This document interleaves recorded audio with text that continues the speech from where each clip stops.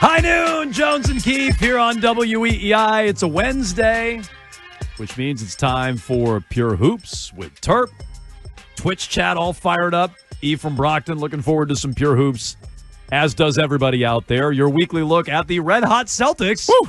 6-0 on that road trip, Turp, and feels like they never lose these days. No, not at all. I mean, 25-5 in their last 30, 17-3 since the All-Star break, and 14-1 in March. That's pretty damn good. So it is very good. I wonder if Celtics fans fully realize, and you can jump in, 617-779-7937, that the Thunder are every bit as hot. And I noticed this yesterday, or the day prior, when Joe Mazzulla was named Coach of the Month in the East. And then you see Daniel out west, and whatever, the Celtics went, whatever it was this month, 14-1, something like that. The Thunder were 15-1. And so in this whole stretch, while the Celtics have been red hot, and mostly playing dog crap, if we're being honest, the two best teams they faced in this stretch were still the Cavs and OKC. So that'd be my one little gripe, my one little nitpick. But the way they're beating up on teams, the way they just went out west and went 6 for 6, you expected them to stub their toe somewhere in there. It's admittedly hard to nitpick anything. Yeah, especially when you consider they haven't had their full complement for most of these games. Guys have been in and out of the lineup for the last month, just taking advantage of the rest or whatever it may be, different ailments. So the fact that they're doing it, I understand it is against, like you said, some bad teams, but they've also been very shorthanded in a lot of these wins. So let me take that. This might sound like a Jones take. Yeah. But, let me just sort of. So early in the season, they also got out to like a crazy good start, right? Yeah. And then there was a stretch there where they finally did have all their guys, and they kind of struggled. And we were trying to figure out, like, Porzingis is back. Like, why are you struggling to, like, the Bulls or whatever? Like that. Oh, I like this. So what I'm saying is they've now had a long stretch where I can't remember when they had the full complement of guys. So is there going to be almost like a health bad? No. Like they got to get used to it. Yeah. Like come playoff time, they're like, oh, we forgot what it was like to have players 1 through 8 that we actually want on the court playing together. I think it's more so about the starting five with that, because the rest of it's kind of mix and match. Mm-hmm. So really the starting five, I think that matters. And they've had 2 games over the stretch where they were together. Granted, Jayson Tatum got hurt in one, and they were kind of limited in foul trouble in both of those games. But I think that's more directed towards the starting five than it is the team themselves, because Peyton Pritchard and Sam Hauser, they're going to play the same roles they play now, regardless of who's on the court in the playoffs. So I don't really think it's a big deal for those guys. Maybe Al Horford getting more used to coming off the bench, and he was phenomenal off the bench the other night. So, it's more so for the starting five, I think. And to that point, like when they were struggling there, I thought they were really trying to force feed Kristaps, get him involved as he came back, and then teams were guarding them differently. All offseason, teams spent watching film on the Celtics, trying to stop them. How do you slow them down? And then the Celtics weren't really prepared for it. It took them a little bit to adjust, and now I really think they're hitting it running, and they figured it out. So you look at the Celtics and who they played and who they fattened up against, and I'll give them credit for the totality of what they've done over this stretch. Like I can't take much away from any of these games individually. It's hard to do that. But the totality of it and how hot they are, you have to give them credit. I didn't even think they get to 60 wins. They're going to cruise past 60 wins. They'll still fall short of their win total a year ago. They still lost 12 games at home for as good as they've been on the road. I think you were telling me off the air they have 2 road games left, which means they could match the most road victories in a season by the Golden State Warriors in 15-16, a year they did not win the NBA championship. Is there anything they're gunning for down the stretch, like team accolades-wise? And the reason I ask is because Mazzulla seemed pretty fired up the other day when they went 6-0 on the trip, and he was pointing out that this has never been done in Celtics franchise history. Is there anything like that they're aiming for in these final 7 games? I bet they want to tie that road record. I would think so. And I think even watching Celtics City, you kind of get a glimpse of this. They understand the history, the rich history of this franchise. And for them to set a franchise record for most wins in Celtics history, I think that's something they want to do. That's something they are gunning for. I think more importantly, it's just staying healthy and going into the playoffs hot. Like that was a point that they had going into the All-Star break, that they wanted to be playing some of their best basketball going into the All-Star break so they can pick up where they left off, and they have done that. So I think going to the playoffs, they want to stay hot. They just want to go in on the right foot, but I also think they're going to be looking at those games against New York and Miami on the road next week and be like, well, we have a chance to make history. We want to do it. I wrote off the 1 seed in the East a while ago. I mean, the start that the Cavs got off to, and then combined with sort of the middle of the season for the Celtics. We talked about it last week. I forget, was it 5 or 6 games? Maybe 5.5. It's now 4. Like, I don't know. The Cavs have been playing 500 for a little bit. The Celtics can't lose.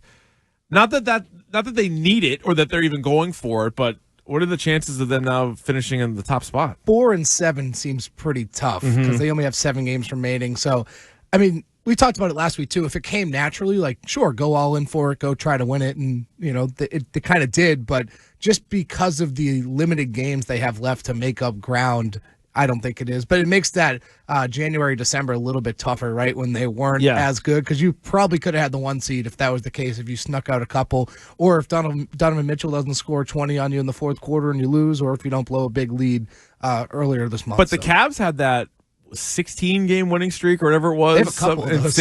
That insane run. But then since then, they are, I think, 4-5 in their last 9 games. So I don't know what's going on with them, because we looked at that sort of like projecting forward, that'd be a tough Eastern Conference Finals. I assume, to me, they're still clearly the second best team in the East, but is the shine coming off of them overall a little bit? I mean, in fairness, they have been resting guys too. Okay. But more so, Donovan Mitchell and Darius Garland have been struggling a little bit, which is added into that. So, in fairness, like I said, though, they have been resting guys, so it's tough to really take away anything from those. And I think we've been saying it really since, like, December, that it was Cleveland and Boston head and shoulders above the Eastern Conference. And if you want to throw New York in there because they're kind of lurking around at the 3 seed, I don't think anyone's worried about that team, especially Boston and Cleveland. So it is those two guys, those two teams have been on a crash course for the Eastern Conference Finals, like we said, for months now. Yeah. So I don't think it's going to come as a surprise when we see it. It's Pure Hoops with Turp every Wednesday at high noon. Justin Turpin, weei.com. You can check out his work on Twitter at Justin M. Turpin. ESPN came out with their monthly MVP straw poll today. I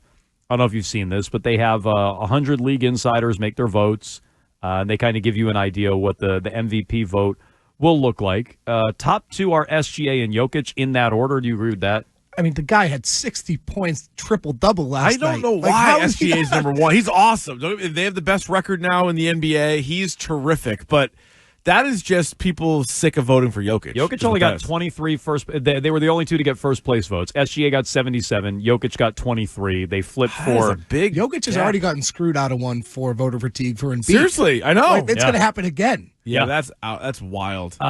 So I wouldn't give it to SGA either, but again, it's 77-23. They flipped for second, so no one else got a first or second place vote in the poll. Giannis is third. Tatum is fourth, and he's pretty close to Giannis at spot number 3.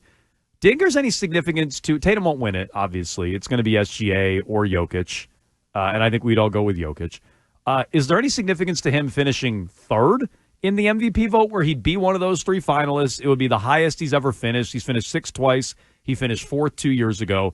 Is there any significance to that if he finishes there? I mean, maybe. Just because you keep seeing a guy finish top 3 consistently, it's like, all right, eventually he's going to win one. I don't think that's a question that eventually Tatum's going to win one. To me, I look at more the second half of the season. Do you have a question about it? Yeah, I don't think he wins one. Yeah, you don't think he's going to win one? No. I mean, I think what we're seeing now, there's no doubt. If he keeps these assist numbers up, there's no doubt he wins what we're seeing now, he hasn't passed Giannis. Yeah, no, I think the MVP is tricky. I mean, Kobe Bryant won 1.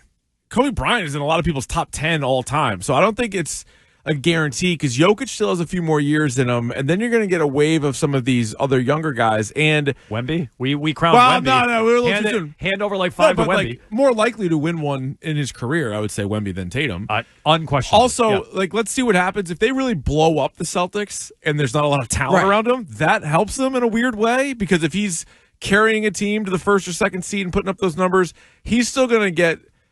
Oh, you have Jaylen Brown. Oh, you have Porzingis. Oh, you have these guys. So that's going to go against him. But I don't even think that's a real slap in his face to say he doesn't win one. The league is so insanely talented right now. Just looking at it from the All-Star break, and this probably goes beyond the All-Star break, but since then he's averaging 27 points, 9 rebounds, 7 assists. Like, that's how he's going to win an MVP. You got to get that. When he's down to like 3 or 4 assists, it's going to be pretty tough. But as long as those assist numbers are up, and granted, we'll see what it looks like next year. We could see changes on the roster, whatever it may be. But if his assist numbers are up like that, that's how he's going to win it. I think that's what's been holding him back, because at some point winning has to matter. Like, we always hear about the best player on the best team and him not getting enough. But if winning matters, attention, yes. Because you're not voting on the postseason. SGA if winning matters, SGA's got to have it over Jokic, which I don't I wouldn't give it to him. And that kind of feels like it's factoring a little bit this year, doesn't it? Maybe. And maybe they are voting in for years that. past, it's been opposite for Tatum. But I think the problem is when you have like a clear-cut second guy. Like I like Jamal Murray, but Jokic is the clear-cut guy there. Right. Who even is it on OKC? Jalen Holmgren, Jalen Williams, J-Dub. Who is it? Russell Westbrook in Denver. He was fantastic last night. Yeah, no, exactly. But the foul on the three-pointer. That sort of helps those guys, right? Like Curry won it before Durant got there and sort of thing. Like Giannis, when he won it was like, all right, I like Middleton. But, Jaylen Brown's probably a better 2 than a lot of those other guys have had, which might factor into those votings too. But, yeah, I mean, Tatum's having one of his best seasons for sure. Now, we talked about this last week. The All-NBA barometer for games played, you have to play, what, 65? 65. So Jaylen Brown is at 59. Yeah, 6 of the final 7 he'll need to play. So do you think that happens? It seems like Joe wants to let him do it if he's capable. And it seems like they've also come to a common agreement here that if he's able to do it and it doesn't jeopardize his health for the playoffs, he's going to go for it. But they don't want to risk it. He's questionable again tonight, so we'll see. I think it's something he wants to do, but he is also understanding that they need him perfully fine for the playoffs. Have you crunched the numbers yet on that? If he hits the threshold, do you think there's enough guys that miss it? Would he be all NBA if he hits? Because what if he goes for it and then still misses out on it? There was a couple guys that are really on the fringe right now of meeting the 65 game threshold. So you really won't really know until. Let's assume everybody's trying to do the same thing. Everybody has 6, 7, 8 games left. All these guys are going to try, if they're healthy enough, are going to try to get to that threshold. Yeah, because Jalen Brunson's 4 games away, and he would get it over Brown. And he's been dealing with an ankle injury. Yeah, okay. So who knows? It's going to be close. It depends. Like Kevin Durant is one. Jalen Brunson's another. Like if those guys are in, it complicates things. But as of right now, if those guys don't get in, I can see Jalen getting on the third team. Absolutely. I would hate for them to do, and this is consistent, I criticize Josh Allen for doing this against the Patriots, like keeping his stupid starting streak alive by coming out to run one play and then run over the sideline. Well, that's the thing, too. I hope they don't do that with Jalen, where they just wheel him out for like a start or 2. He plays 2 minutes and then hits the bench. That would be lame. So I hope they don't do that. If he's going to play. Well, that's the thing, too, is if he's going out there and he's, first of all, not really playing much or he's playing poorly, it's going to tank his averages and really kind of hurt his case. So that's an interesting point. It's tough there because you play a minute and go scoreless. Yeah, right. That's going to hurt your per game average. Good point. So his averages will go down, and if he shoots poorly, it's not going to help his case either. And we've talked about this before, and it really shouldn't, but I think it does. Jalen also, I think, has some certain cachet because of winning Eastern Conference Finals and the NBA Finals MVP. Like that carries some weight, and it shouldn't because it's a season award. But I think when you're looking at guys and how close they are, I think that kind of gives Jalen a push. What else is up for grabs for the Celtics? Mazzulla, maybe potential coach of the year. Pritchard, 6-man. Pritchard's like, is a lock that for 6-man? Yeah. Is he? I think so. Yeah. I thought I saw Simmons was anti-Pritchard. Bill Simmons is anti. Yeah. The betting odds are pretty telling on those, and I know that's not the end-all be-all. But last time I checked, at this he was point up of the to year, minus 500. Oh wow! It was that high? Oh wow! DraftKings, he's minus 1,400. Yeah, like, that's a lot. That is a lot. He will win the 6-man. Congrats on the 6-man. Do you have Mazzulla? No, let me get that. And I'm guessing he's not. I mean, I would think Daniel would get it before him. Kenny Atkinson. Atkinson is a really good they've one. Been slow at the end here, but he's not even in the top 4. No, it's Atkinson, Bickerstaff, Daniel. So cross that one out. That doesn't surprise me. I mean, he gets a lot of. He gets overlooked a little bit because of the roster, I think. Yeah, in this case. That's tough. It's tough to know when a guy has only had a great roster and he's winning a lot of games. Like, how much credit do you give him or whatever? But because he didn't finish fair, if I'm not mistaken, he didn't finish too high last year either. I think he was outside the top 3 last year, I think. And obviously Brad Stevens got Executive of the Year, so that kind of goes hand in hand. But yeah. All right, Celtics City, the latest episode. We're now right in the middle of the HBO series, and we got mid-'80s. We got Bird Magic. We got Celtics Lakers, and then it sort of ends with the drafting of Len Bias. What jumped out to you from this episode? I mean, something that's been a consistent theme throughout this entire thing is how much these losses still bother these guys. Like they're still like furious on both sides. Like Worthy's still seething over some of these losses. It's so different. It's so different. It was so much better then. This is the classic, we're old and like things were better when I was young and that kind of thing. But it's so true watching these guys. Like Jerry West is disgusted even talking about it. James Worthy's like bleep these guys. Yeah. Right. Like he literally took that to the grave, how upset he was about all these games. Larry Bird beats him in '84 and he's like, yeah, that's for Indiana State. from when they lost the head-to-head matchup in college. Like, those guys cared so much about it. And then when he was talking about it, he's like, I really meant that. Yeah, it looked emotional. He was tearing up. Right, he was like tearing up over that. Yeah. These guys cared so much. It's incredible how much they cared. Also, that Game 5 story with the 97 degrees, no AC, guys are taking off their shirts in the locker room, dumping water. Like, that's insane. Yeah. I guess what jumps out to me is there was a lot more turmoil with the 80s Celtics than maybe I realized. And big time. They get to lend bias at the end of the episode, which I have a separate thought on. But it's like, all right, so they quit on Bill Fitch in 83. Everybody but Bird. Bird was pissed at all of them. I kind of loosely remembered the Max stuff where he wasn't in shape and his knee was a mess. Players thought he was dogging it. Yeah. He's like, I wasn't dogging it. Red traded him for Bill Walton. But trading Gerald Henderson after he has like the biggest play of the series in 84. So you have that. You also have Bird screwing up his hand, that Shaughnessy report in a bar fight. It's like there's a lot more. How about Bird calling out Parrish for his contract and being like, dude, we got a good bench. And then Parrish didn't have his back. That's why I didn't get in the fight with them. Parrish didn't have his back in the fight. And so it's amazing. like there was a lot more turmoil with the team than I guess I fully gave it credit for. I think that jumps out in these last couple episodes. The stuff we were talking about this year, remember we were talking about Marchand commenting on Swayman's contract, and then I brought up the example of like 20 years ago when like Brett Favre brought up like Javon Walker, and it's usually sort of like an unspoken thing. It's like, let your teammate get as much money as they can, support them, and move on. You might have your feelings about it. Bird didn't with Parrish. Bird did not at all. He's like, we got a good depth. Bird's like, we go somewhere else. We have go play somewhere else. We have he guys on that with anybody. We have guys on the bench. No, but to Keefe's point, crazy. But to Keefe's point, but it was like they didn't really all get along right. That was like Marchand and Swayman to a degree. But the big swings too, when they would like flash up the scores, and this is why it's our job to overreact to one game. But in a 7-game series, when one of the teams loses by like 30 points, and you're like, and Bird's like, we don't have tough guys on this team. You're like, oh, that series is over. It's like, nope, they won it. It also feels like every series goes to 7. Like all of them.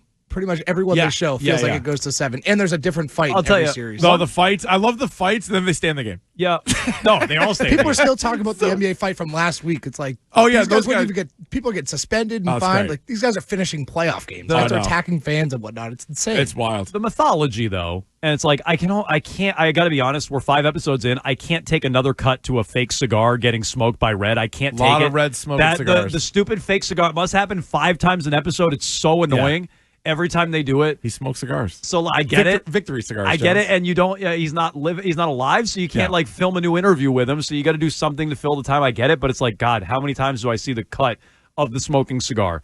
The mythology of the '86 Celtics to me is a bit much. Bob Ryan's like they'd line up and beat anyone. Get out of my face. They might be the best team of all time. They're on the short list. They got the Rockets in the finals, which I know isn't their fault. No, they were pissed too. They were mad. They said all they did after 85 was talk about the Lakers. They didn't get them. I don't even know that the '86 Celtics would beat the Lakers. They did not in '87, so I don't even know that about them. Never mind, they beat every team in the history of the sport. They beat that Ralph Sampson, though. They did. Take that, Ralph Sampson. So, like, the mythology with the '86, every pass was behind their back and all this stuff. Like, that mythology gets a little nauseating. They had quite the highlights in there, though. Yeah, they did. Dude, they could run a break. They did. The other thing that gets to be a bit much, and it's a tragedy with Len Bias, but the idea that he was the next Michael Jordan. Dude, listen, that's the thing. It was in college. They had a little matchup. It looked great. We don't know. It's a great unknown. It's one of the all-time what ifs. So again, he's the next Michael Jordan. Why wasn't he the first pick in the draft? How were the Celtics get him? Was Michael Jordan the first pick in the draft? No, he wasn't. Fair point. Was he the second pick in the draft? Maybe it was he drafted ahead of Jordan. Maybe it was about the big draft. Maybe it was about the big man. Brad Doherty went before him. Yeah. But it's like the guys can't miss. He's the best player since Jordan. Oh yeah, the Celtics got him at 2. It's like that would have been a great player. Would have made a difference. Greg Oden got picked over Kevin Durant. Were they also trying to set up these like individual rivalries? You just had Bird and Magic, and that was kind of coming towards the end. Yeah, no, I think it was. It was going to be Bias and Jordan. Yep, it would have been.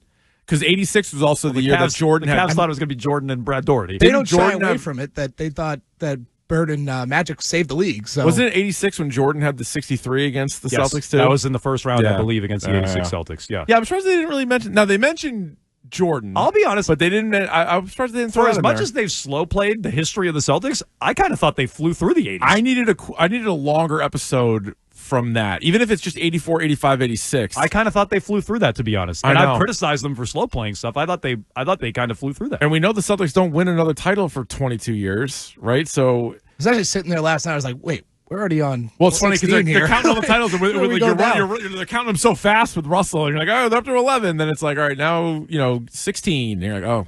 going to be I a thought minute. the 86 part would be longer. Just Me the too. way people talk. Even in the doc, they were talking about him like they would still beat See, anybody. I thought that'd be longer. I liked the guys from New Edition who earlier on I was like, whatever. But this is pretty funny when they're like, yeah, we sold out a little bit. They're like, we're in the thing with the lake. I didn't know that. I don't remember that. No. Magic Johnson It was slightly before my time, but they were like, yeah, we kind of need to do this. I'm like, I get it. Yeah, I get why you did it. Or was it? What was it? Was it Magic Johnson? Or was it a Magic Johnson jersey? No, or whatever Magic it was? Johnson was in one of their music videos? Yeah. Yeah, I know. I was like, that's not even kind of selling out. They were were like full sellout. They're like, full oh no, sellout. we sold out. Yeah. No, that was interesting. I loved it last night. I thought the whole 80s thing has been great. I believe really entertaining. When they did their big red carpet thing, this is the episode they showed everybody, I believe. I think I read that. So you remember how they had the whole thing? They had they invited a bunch of people to see it because you're like, well, you can't show all 9 episodes. Right. This was kind of like their red carpet. This episode, was the one. So this might be the best episode. We'll see. I mean, obviously, I'm going to watch the rest of it, but this was pretty strong. That Len Bias one seems like it's going to be really interesting. Yeah. Just the way they left it off. Did you see that? They did a 30 for 30 on Len Bias. I don't know if you ever saw that. They? Yeah, I didn't even know. that was pretty good, too. Is that produced by Simmons? Yeah, it would have been. 30 would have been. Yeah. Yeah. So Len Bias and Reggie is what we can kind of assume I the would next one assume is. so, yeah. And So then that you must have have been last night. you have 2008. You have what, 1 or 2 on the newest team, Probably, yeah. If that. and that's what you get. Are they going to do an episode on Isaiah Thomas? No, just kidding. I don't think so. Maybe the other Isaiah Thomas going up Yeah. against him. They had a good little rivalry with the Pistons there for a minute. The Pistons kind of went from Celtics, Pistons, Bulls. Yep. Pistons sort of bridged that gap. But no, I think these it's good. These last 2 episodes have been the best. And if anything, for all the slow playing they did in the 60s, I thought they kind of flew through 84, 85, 86. It's every Wednesday, high noon here with Turp. We call it Pure Hoops with Turp every Wednesday. Turp, thanks for taking the time. All right, see you guys.